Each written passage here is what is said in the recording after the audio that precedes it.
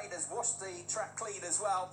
So this is going to be a bit of an adventure for the drivers to find the grip levels in these first few laps of the race. Green flag is waved then at the back of the grid. Henrik Skoog on pole position for the first time this season. To the left of your picture, Larry Tedford, the championship leader, alongside to the right of your picture.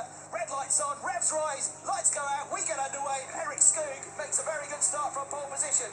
Tedford, who got a wild ride off the line yesterday, made contact with Muller. He's having to go defensive here again from Velilko and Muller, who's breathing down his neck, and he'll stay second. Muller's going to try and follow him through the inside line, but Velilko keeps it going around the outside, gets close to the wall, but stays in third place. They're all squaffling up behind. Looks like Muller fourth and Lauer fifth as they headed off towards the shoulder S's for the first time in the race. Here they then come, everybody at the front of the order at least, holding position as they come through the S section for the first time in the race. And then it'll be up towards the right-hand kink and then up towards the second of the hairpins where they slow the cars right down through Dustin Dyke on the gas all the way then to turn one. Still building speed through the kink, and then they're already on to the start-finish straight to complete lap one around the 2.3 kilometres here at the Norisring. Over the line then, Henrik Skoog with the perfect start to the race. 0.6 of a second clear of Tedford. Velilko, Muller and Andlauer follows in the Porsche Super Cup Championship as well.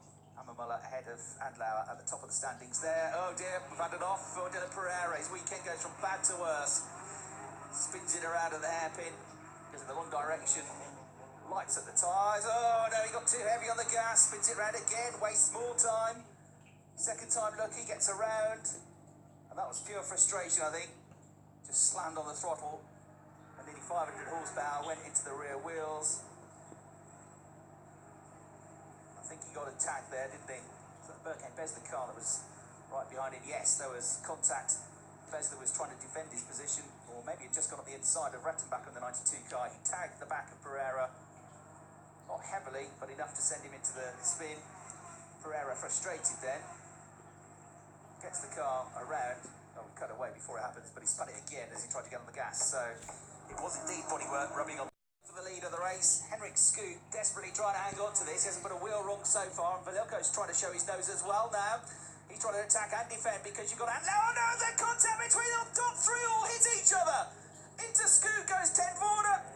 Velilko went into the pair of them, triggered it off, and it's going to be Andlauer that picks up the lead of the race. Unbelievable! The three teammates, the top three of the race, all out, or at least down the order, and having had no retirements this year. It could be a second retirement of the one weekend for Larry Tedford, but what a heartbreak for Henrik Skoog. He's still strapped there on the outside of the circuit in the number 20 car, and he was nothing to do with that.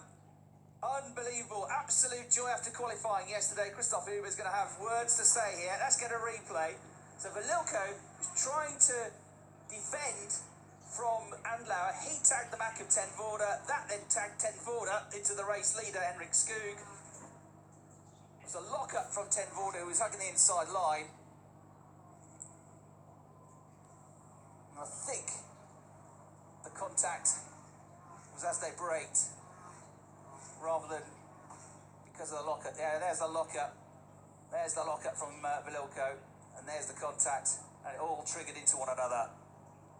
Unreal. So all locking up, weren't they? Certainly Tedford had a lockup at the same time, almost exactly the same time, because it was right with him was Velilko.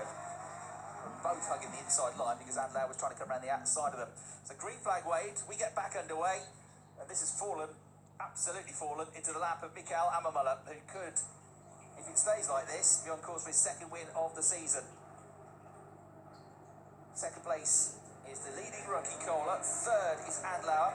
And Van Lagen nips up the inside of the hairpin to get fourth place then, away from Jackson Evans. Cup at Deutschland. Impressive this year. Certainly on course for his first podium of the season. He's there in second place. Third place for Andlauer. Oh, dramas. And that is from our AM class. Looks like Stefan Rakoff. And yes, Carlos Rivas, the top two in the AM Championship, have come together. Not for the first time. And, oh dear, they get going again. But of course they'll tumble down the order.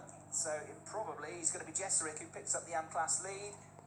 Oh, Stefan Rakoff, a long way back, under braking, just tagged into the back of Carlos Rivas. Lucas Ertl as well. And the white car on the outside, the 17 machine. In fact, there was contact between them, but Ertl stood strong. Most of the speed had been knocked off by then. But Rakoff outbraking himself a long way back. Over to third place on the run to the checkered flag. There then is the checkered flag. It is being readied. And for the second time this season, Mikael Almamala wins the race. Julian Andlauer, third place. Normally, he wouldn't be overly delighted with third place.